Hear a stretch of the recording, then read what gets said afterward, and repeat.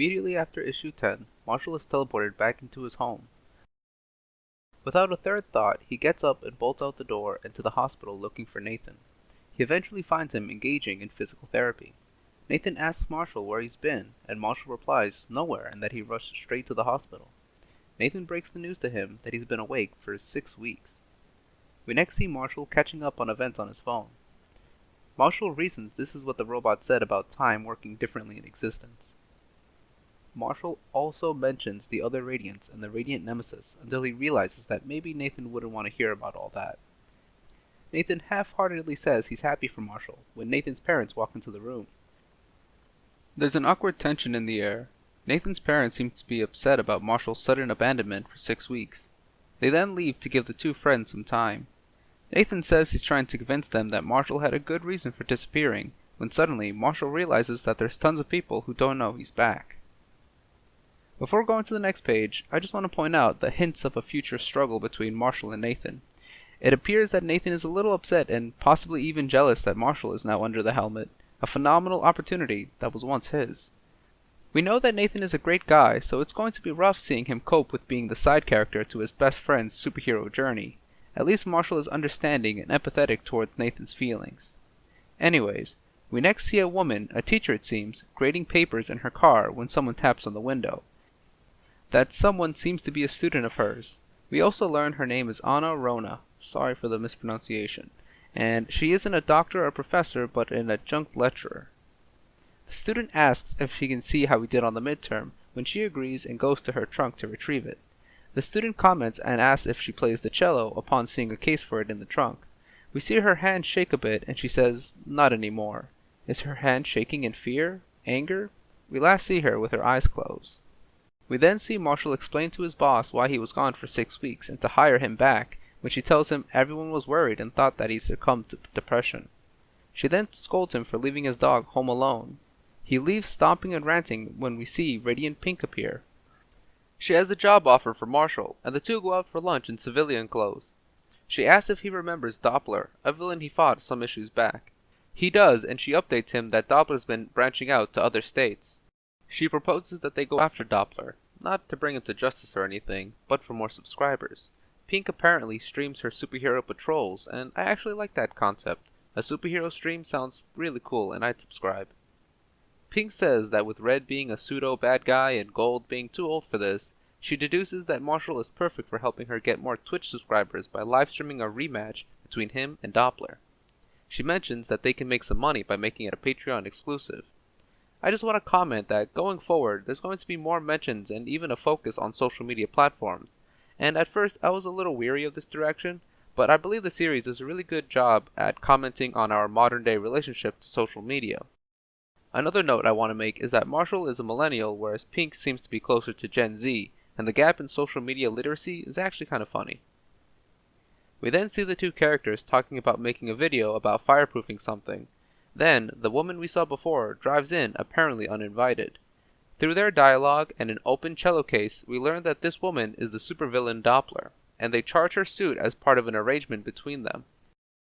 In a cool visual, psychedelic imagery reflects the sounds emanating from Doppler. The two men comment at the odds of this woman being more capable of harnessing the suit's abilities than some of their more hardcore operators. She points out that it's because they saw a weapon in the suit, where she sees an instrument, and as a musician herself, she fits the role perfectly. The suit works by turning sound into different energies. She apparently has a trembling condition, and that explains why she can't play the cello anymore. The suit actually helps with the trembling by providing focused ultrasound therapy, a treatment her insurance won't cover. A sad but common supervillain origin story. We next see Radiant Black and Radiant Pink flying into Wisconsin wearing GoPros.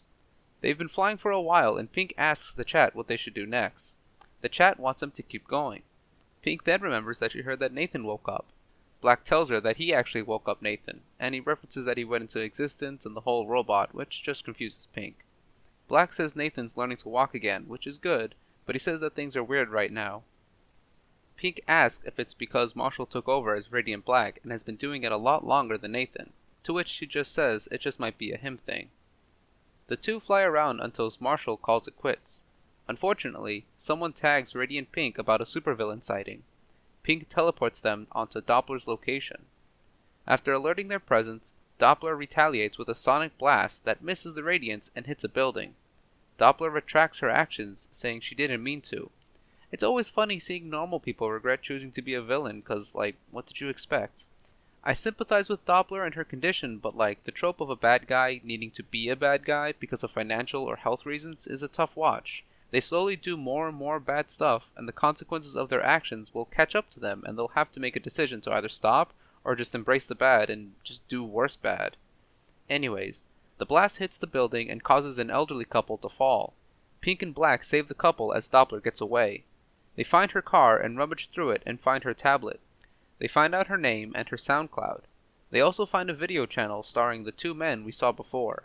We learn that they are an extreme DIY channel that somehow has technology reminiscent of the Radiant Nemesis. We cut to Doppler being scolded by the tech bros for showing up when everyone is after her. She says she didn't mean to send a blast that powerful. The suit was somehow overcharged.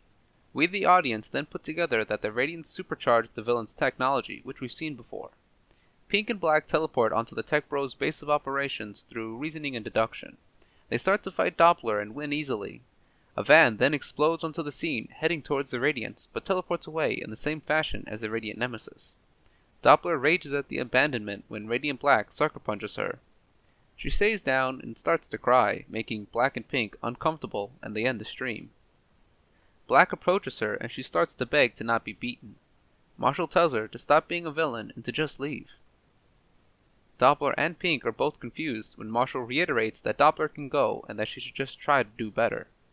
I agree with Marshall. Sending a villain into the hellscape that is the US justice system won't fix anything. I want to go on a tangent for a bit and talk about what Doppler means to Marshall's character. The way stories go is that you create a protagonist along a line of thought, and the villains and allies reflect the variations of that line of thought.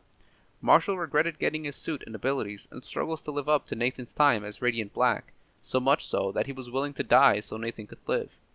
Anna, on the other hand, doesn't just want her suit, but is dependent on it so that she can play music again. Marshall is a reluctant hero, but he has to be one, whereas Anna chooses to use her powers as a bad guy because it gives her something personally.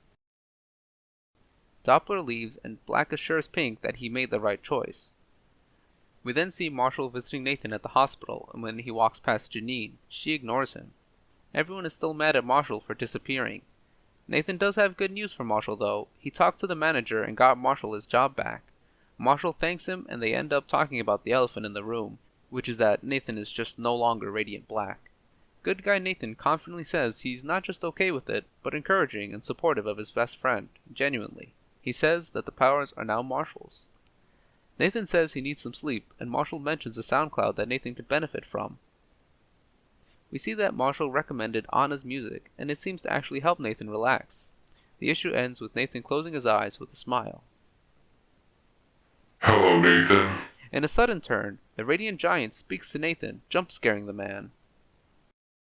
To get right into it, it seems that Nathan is still somehow in contact with the Radiant Giant. And to what extent? I don't know. Is he still linked to the black hole? I don't know. We were given just 2 small panels to speculate on, but ultimately we can only wait and see what happens. I actually like this issue a lot more than the first time I read it. The characters were interesting, and especially Marshall, who was more appealing of a protagonist to me. He differs from Nathan in a good way. Nathan probably would have turned in Doppler, and keep in mind Marshall doesn't know that Anna needs the suit for therapy, and neither would Nathan if he was Radiant Black. I also like this whole plot thread of a couple of dudes messing with tech they don't understand and providing problems for the Radiants.